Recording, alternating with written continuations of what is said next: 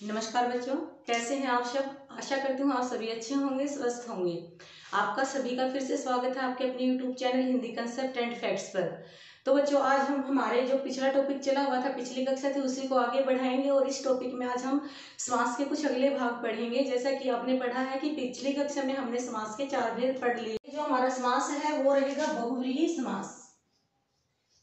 बहुव्रीहि समास। अगर हम बहुव्रीहि समास की बात करें तो समास के टॉपिक में जितने भी डाउट्स रहते हैं, जितने भी बच्चे कंफ्यूज होते हैं, वो सभी इस एक समास की वजह से ही होते हैं। बहुत सारे ऐसे उदाहरण होते हैं हमारे, वही उदाहरण कर्मधारय में आ जाता है और वही उदाहरण बहुव्रीहि में आ जाता है। वही उदाहरण आपका द्विगु में आ जाता है, वही उदाहरण हमारा बहुव्रीहि में आ जाता है। तो सबसे ज्यादा जो डिफिकल्टी होती है बच्चों को, सबसे ज्यादा जो प्रॉब्लम होती है वो बहुव्रीहि समास की वजह से ही रहती है। तो हम यहाँ पर एक चीज को याद रखेंगे, अगर बहुव्रीहि समास है तो बहुव्रीहि समास में जो चीजें आप बोलते हो बिल्कुल रेयर है, बिल्कुल यूनिक है, या हम कहें जो बिल्कुल अद्वितीय है, मतलब जिनके समान दूसरा कोई नहीं है, अगर है भी तो ना के बराबर है। कोई भी ऐसी चीज जिसके समान दूसरा कोई भी नहीं है और है भी तो ना के बराबर है, ऐसे सारे की सारे जो शब्द रहेंगे हमारे किस में आते हैं, बहुव्रीहि समास में आते हैं।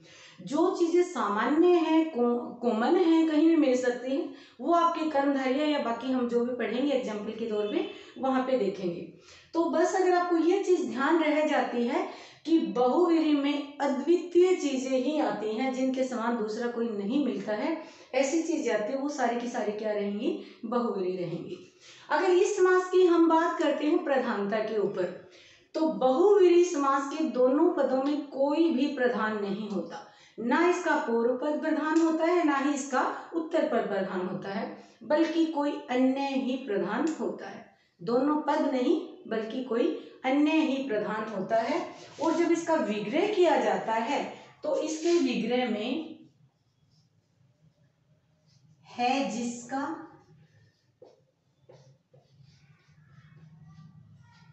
है जिसके, या है जिसकी, ये शब्द पाए जाते हैं। लगभग जब भी बहुव्रीहि समास का विग्रह किया जाता है तो उसमें लगभग है जिसका, है जिसके और है जिसकी, ये शब्द पाए जाते हैं। तो देखते हैं हम उदाहरण के साथ।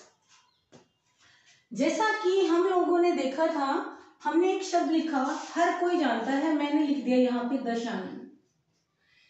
ये उदाहरण हमेशा ही दिया जाता है क्योंकि ये एक ऐसा उदाहरण है, हर बच्चा जानता है दशानन कौन सा समास होता है, सभी को पता है दशानन बहुव्रीहि समास होता है।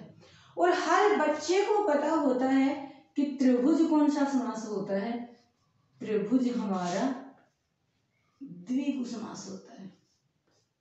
और ये कौन सा होता है, बहुव्रीहि होता है। ऐसा क्यों हुआ? अगर हम देखें तो यहाँ भी पहला पद संख्यावाची है और यहाँ भी पहला पद क्या है हमारा, संख्यावाची है। 10 अन, त्रिभुज, 3 भुजाएं 10 से। लेकिन इसको बहुव्रीहि में रखा गया और इसको द्विगु में रखा गया, ऐसी क्या खास बात थी? अब त्रिभुज भी एक विशेष आकृति ही होती है, 3 भुजाओं का जो आपका समूह है वही त्रिभुज होता है। आप किसी 5 भुजाओं को त्रिभुज नहीं बोल सकते हो, आप किसी 4 भुजा को त्रिभुज नहीं बोल सकते हो, 3 भुजाओं को भी ही हमेशा हम क्या बोलते हैं, त्रिभुज बोलते हैं। तो मतलब इस हिसाब से तो ये भी बहुव्रीहि ही होना चाहिए था, लेकिन इसको क्यों माना गया द्विगु और इसको बहुव्रीहि क्यों माना गया? तो जैसा कि मैंने आपको बताया था कि जो चीजें अद्वितीय होती हैं, जिसके समान दूसरा मिलना लगभग नामुमकिन होता है, वो सभी हमारी क्या होती हैं, बहुव्रीहि समास। यहाँ पर लिखा है 10 है आनन जिसके, 10 है सिर जिसके।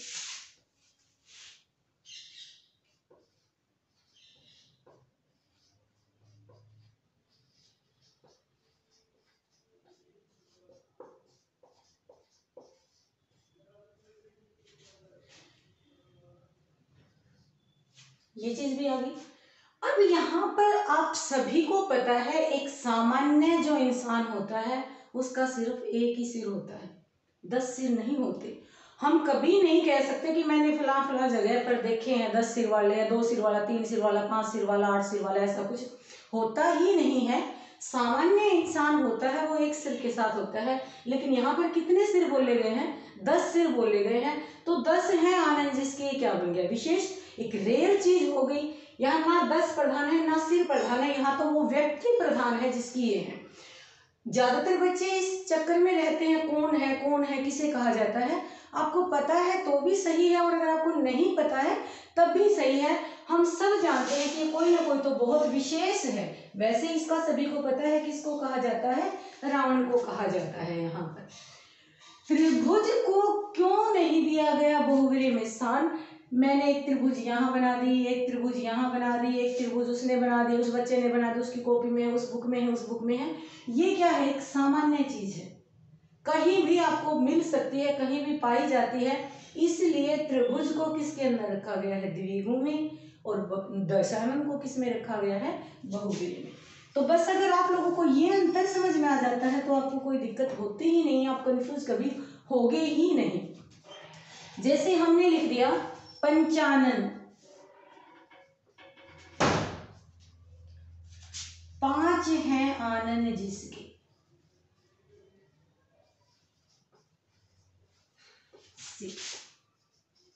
मुख, मुख बोलो, सिर बोलो, जिसके। इस झंझट में आपको पढ़ना ही नहीं है कि किसके होते हैं 5 सिर। हमें तो ये देखना है कि कोई सामान्य तो नहीं है। अगर सामान्य होता तो एक ही सिर होता, अगर 5 सिर हैं ये तो कोई विशेष ही है। वैसे ये हनुमान को बोला जाता है। हमने कहा षडानन, 6 है आनन जिसके।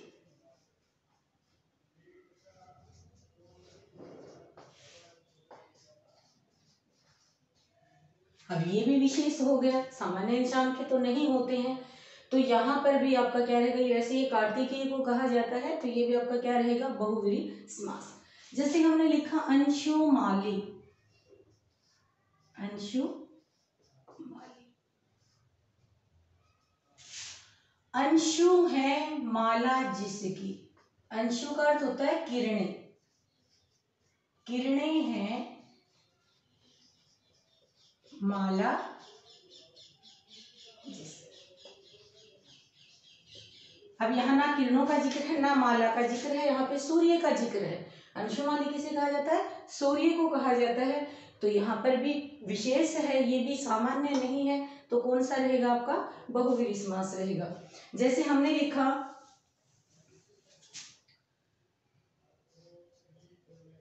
गोपाल,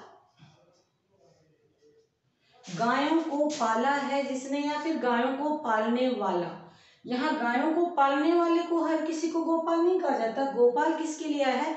श्री कृष्ण के लिए है। हमने लिखा गिरिधर, गिरी को किया है धारण जिसने, पर्वत को किया है धारण जिसने। तो ये इस तरह के सभी आपके किस में आएंगे? बहुवीरी समास में आएंगे। जो बहुत विशेष होते हैं, जिसके समान दूसरा मिलना लगभग क्या होता है? हमारा नामुमकिन होता है। तो बच्चों यहाँ पर हम जो जिक्र करेंगे इस टाइम पे, वो सबसे मेन जिक्र वो करेंगे जो वो शब्द आते हैं जो हमें कंफ्यूज करते हैं सबसे ज्यादा, जो दो दो समास में रहते हैं। हम उन शब्दों को यहाँ पर एक बार देखते हैं। जैसे यहाँ लिख दिया पीताम्बर,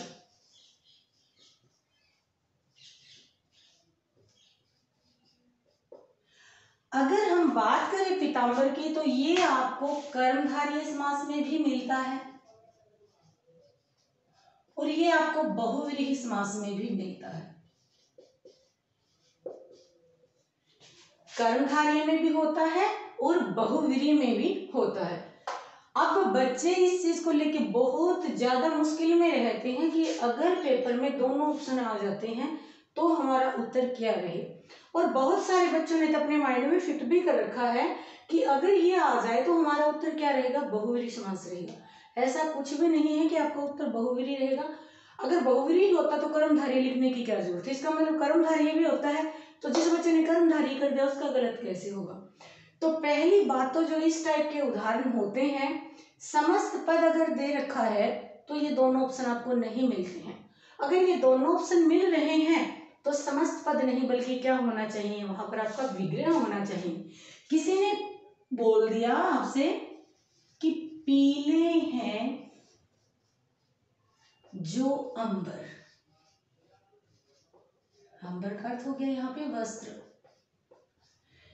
और एक कहा गया पीले हैं जिसके वस्त्र।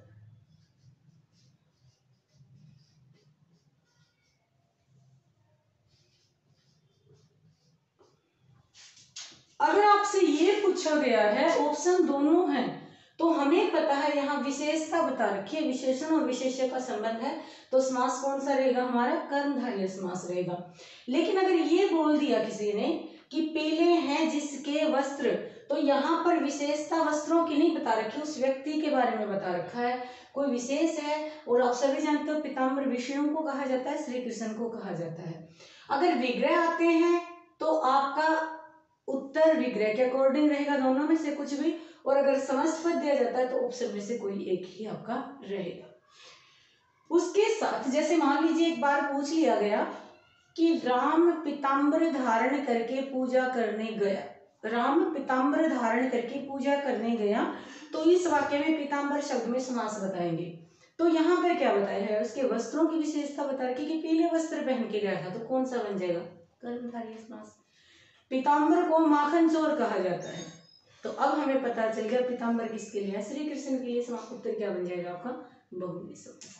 तो कोई दिक्कत नहीं आएगी इस शब्द में भी। ठीक इसी तरह से एक और होता है हमारा चतुर्भुज।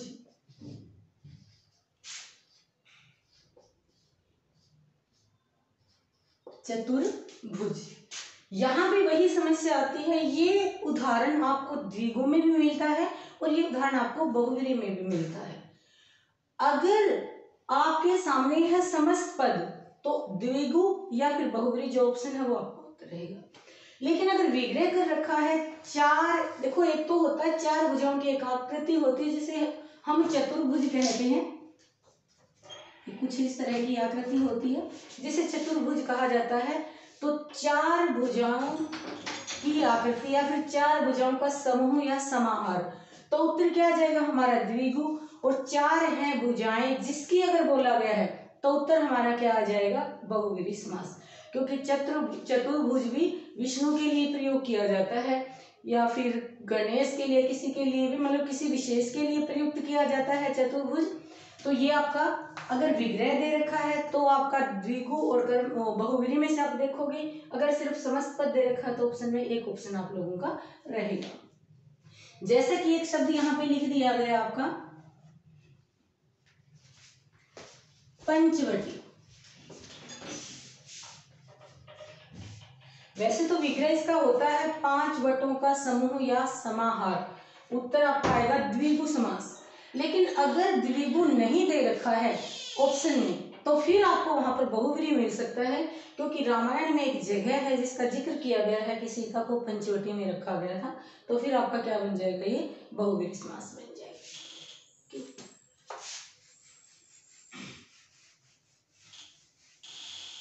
जैसे एक शब्द होता है आजन्म और एक शब्द होता है अजन्म।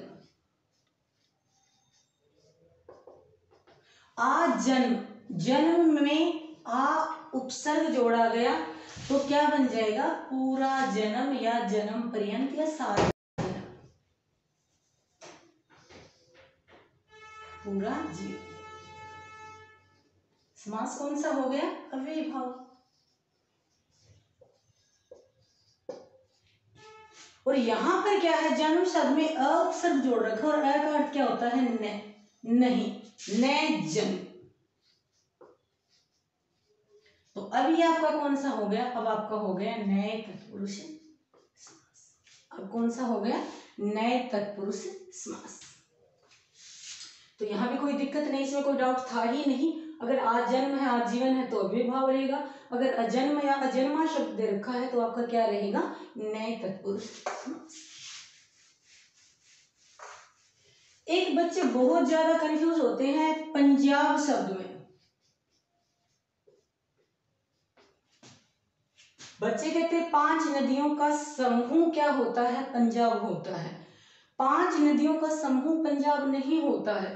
पंजाब में कहीं भी 5 नदियां नहीं मिलती हैं। भाई समूह का मतलब मिल जाना, कहीं भी 5 नदियों का संगम नहीं होता है पंजाब में। पंजाब एक ऐसा क्षेत्र है जिधर से 5 नदियां गुजरती हैं, जहां से 5 नदियां गुजरती हैं। और आब का अर्थ मैदान हो गया, वो मैदान जहां से 5 नदियां गुजरती हैं, वो पूरा का पूरा मैदान आपका क्या कहलाता है? पंजाब कहलाता है। तो इसके अंदर ये क्या बता रखा है कि एक ऐसी जगह है जहां से 5 नदियां गुजरती हैं, और पंजाब एक विशेष स्थान बताया है यहाँ पर, इसलिए यहाँ बहुव्रीहि समास होता है।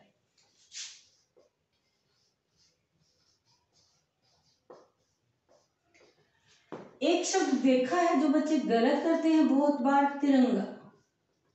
बच्चे करेंगे 3 रंगों का समूह। 3 रंगों का समूह तो ठीक है, लेकिन क्या हमने कोई भी 3 रंग मिला दिए वो तिरंगा बन जाएगा? अलग अलग रंग के ऐसे कपड़े पहनिए जिसमें 3 रंग हैं, तो क्या उसको तिरंगा बोला जा सकता है? उसे तिरंगा नहीं बोला जा सकता। जैसा तिरंगा है, सेम रंग के पता नहीं दुनिया में कितने सारे झंडे होंगे, लेकिन उनमें से किसी को भी तिरंगा नहीं कहा जाता। तिरंगा सिर्फ जो भारत का राष्ट्रीय ध्वज है, हमारा राष्ट्रीय ध्वज है, उसे ही कहा जाता है, क्योंकि वो 3 रंगों का एक क्रम भी होता है। केसरिया, सफेद, हरा आपका रहेगा। उसकी लंबाई चौड़ाई का भी रहता है। बीच में एक नीला चक्र होता है। अगर नीला चक्र और तिल्ली नहीं बना रखी तो भी वो तिरंगा नहीं, उसके अंदर 24 तिल्लियां होनी चाहिए। तो मतलब 3 रंगों से निर्मित एक विशेष प्रकार का जो झंडा है वो तिरंगा है। तो तिरंगा क्या रहेगा? हमारा बहुव्रीहि समास रहेगा। तो बच्चों, आशा करती हूँ आप लोगों को अच्छी तरह से समास का टॉपिक समझ में आया होगा। अगर फिर भी कोई दिक्कत आती है, कोई बात नहीं समझ में आती है, तो आप कमेंट में पूछ सकते हो। धन्यवाद। मिलते हैं बहुत जल्द हमारी अगली क्लास में।